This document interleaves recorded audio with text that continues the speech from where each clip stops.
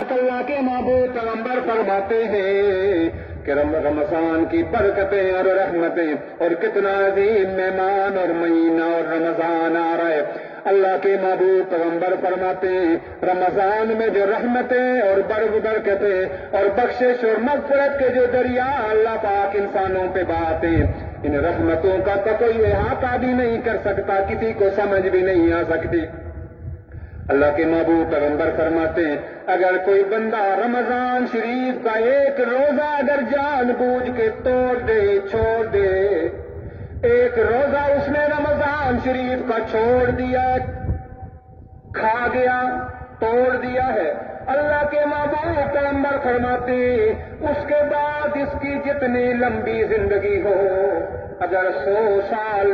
200 سال، 500 سال کی اس کی زندگی ہو اور زندگی کا ہر دن یہ بندہ روزہ رکھے، روز روز روزہ رکھے، ہزاروں لاکھوں کروڑوں روزے رکھے، اللہ کے محبوب پیغمبر فرماتے ہیں اس کو وہ رحمتیں، وہ برکتیں نہیں مل سکتی جو رمضان کے ایک روزے پہ اللہ پاک عطا فرماتے ہیں۔ اس لیے میرے بھائیوں پریشان نہیں ہونا،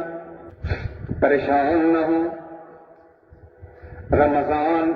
میرے اور آپ سے کچھ لینے کے لیے نہیں، بہت کچھ دینے کے لیے آ رہا ہے۔ اگر کوئی دینے کے لیے آئے تو خوش ہونا چاہیے یا ناراض ہونا چاہیے؟ خوش ہونا چاہیے۔ بہت کچھ دینے کے لیے آ رہا ہے، عظیم الشان مہینہ آ رہا ہے، ایک مہینہ عظیم الشان آ رہا ہے،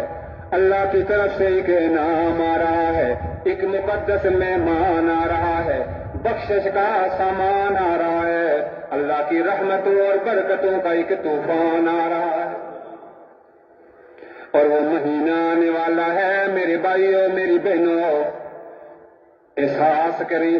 خوش ہو جائیں اور اپنے آپ کو اس کی برکتوں اور رحمتوں کا حقدار بننے کے لیے تیار کریں۔